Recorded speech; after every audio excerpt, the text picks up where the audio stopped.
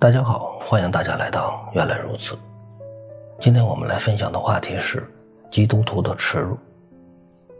曾经在一个公司的年会活动上，公司员工们在一起愉快地聊天。因为公司的老板是基督徒，所以这间公司的文化也比较倾向于基督信仰。但是这个时代就是这样，老板在雇佣员工的时候不能只看宗教信仰。如果只雇佣基督徒员工，那么很可能面对劳动力不足的情况。所以公司里还是有相当数量的非基督徒员工。也正是因为这样，职场内的福音工作显得非常重要。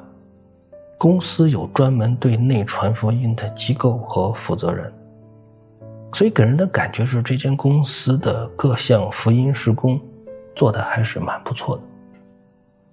而这次在公司的年会上，一个小范围的谈话，却让听到谈话内容的基督徒员工为之震惊。其实一开始大家只是东拉西扯地聊一些八卦新闻，聊着聊着就说到了信仰。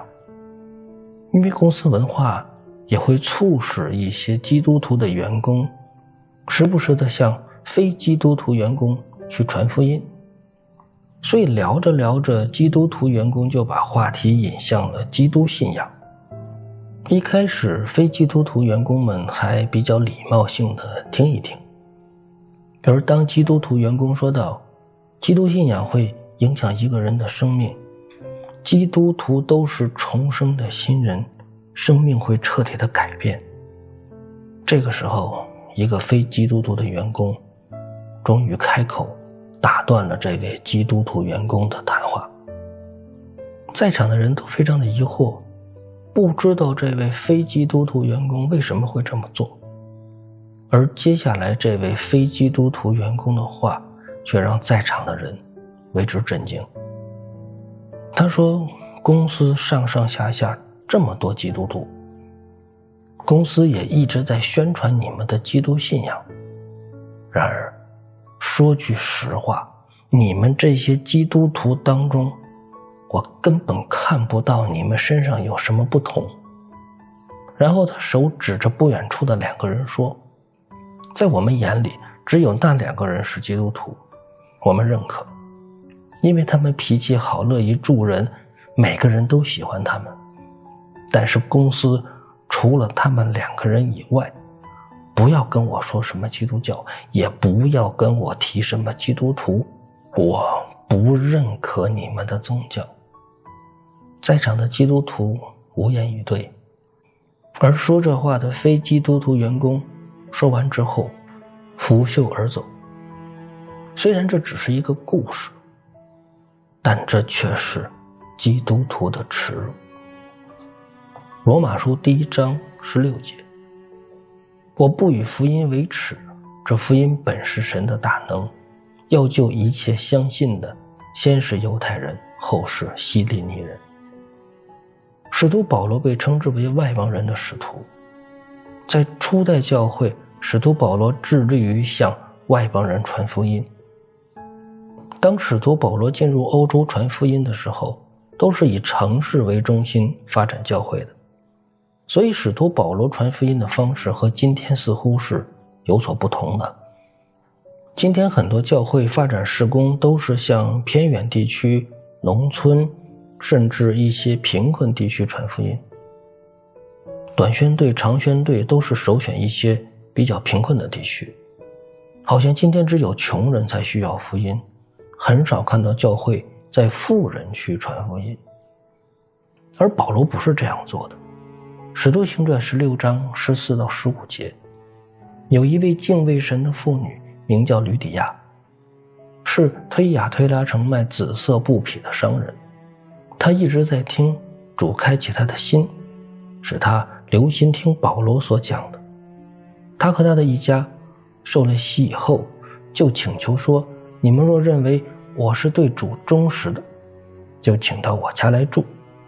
于是他强留我们。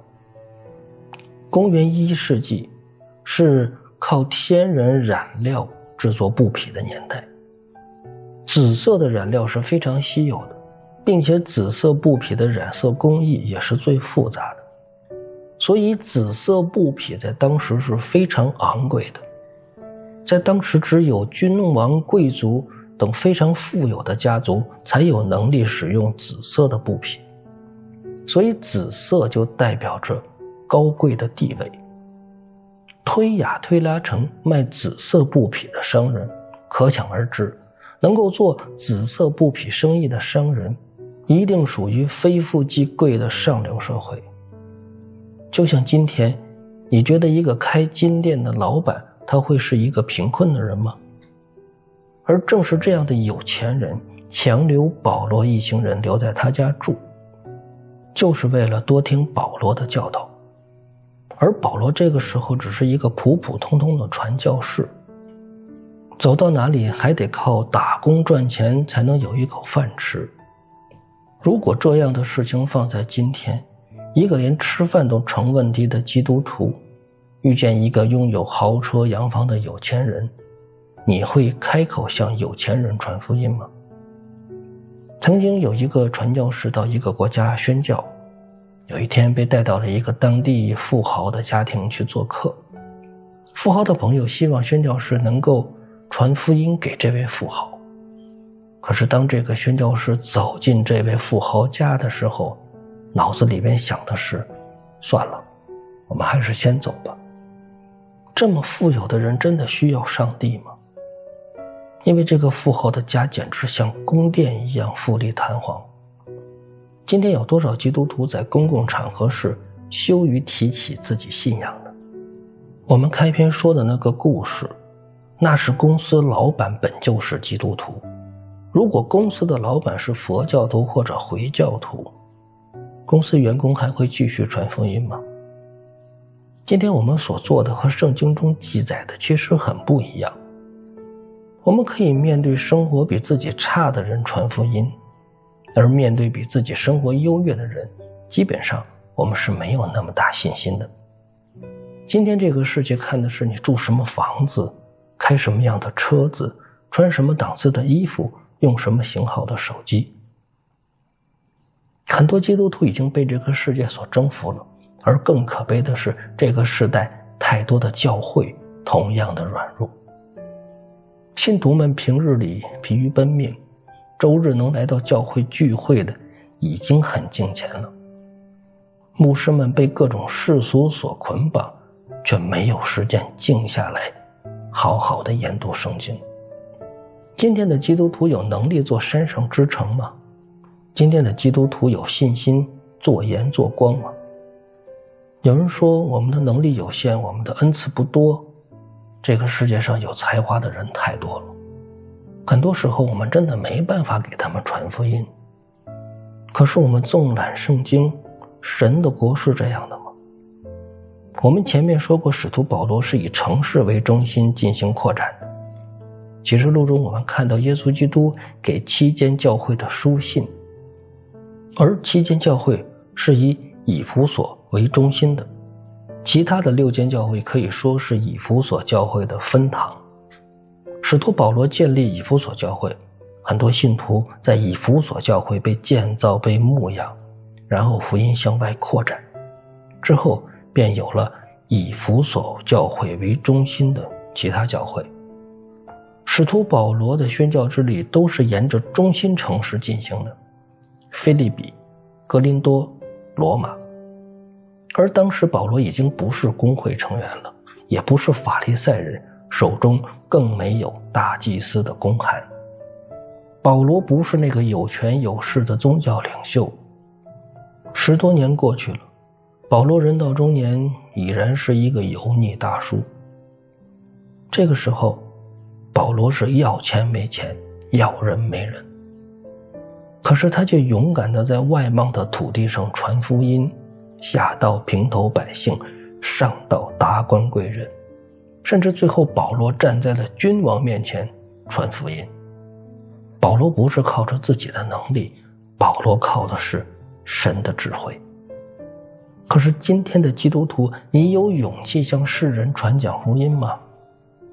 当你开着一辆丰田卡罗拉，你有勇气向法拉利、保时捷、劳斯莱斯的车主传福音吗？圣经告诉我们，如果是保罗的话，他一定敢。神不会在人混得风生水起的时候使用他。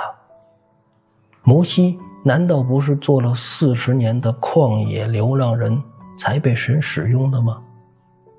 约瑟难道不是被卖做奴隶的时候被神使用的吗？大卫难道不是一个小小牧羊人的时候被神所使用的吗？彼得、约翰难道不是做渔夫的时候被神所使用的吗？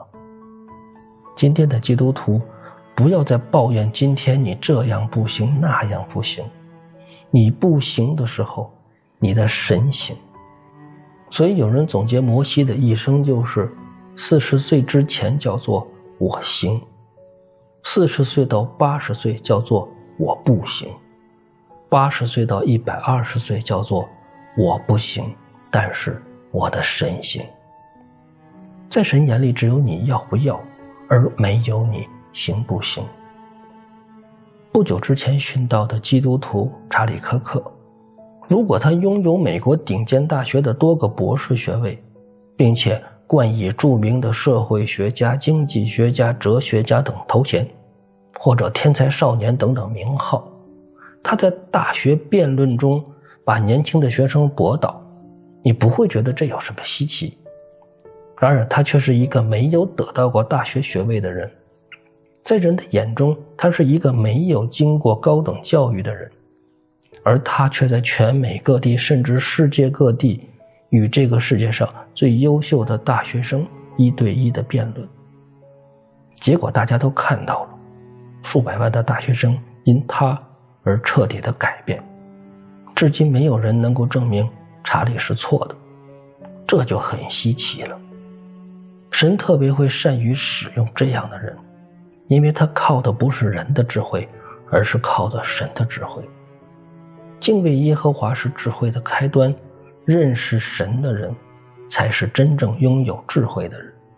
所以你行不行不重要，你要不要才重要。当一个人时刻都在准备着被神使用的时候，神就会使用你做奇妙的事情。而今天的基督徒有多少人想过神要使用你做什么吗？今天的基督徒，你是不相信自己，还是你根本就不相信神呢？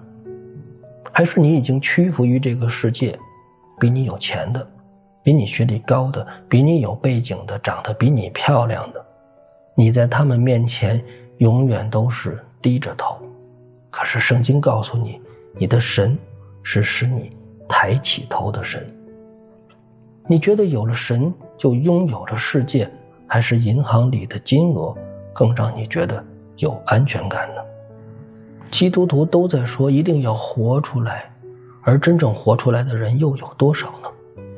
在日常的生活中，我们与外邦人又有多少的差异呢？耶稣基督再来的时候，你凭什么能够让他在人群中认出你来呢？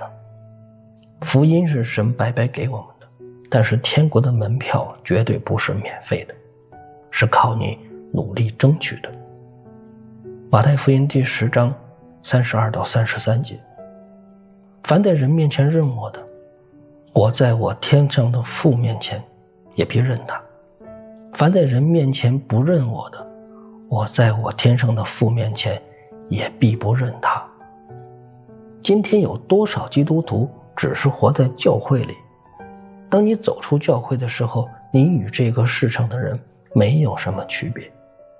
千万不要虚情假意地说你如何的爱主，也许别人看不出来，但是我们的神明明白白。原来如此，我们下期见。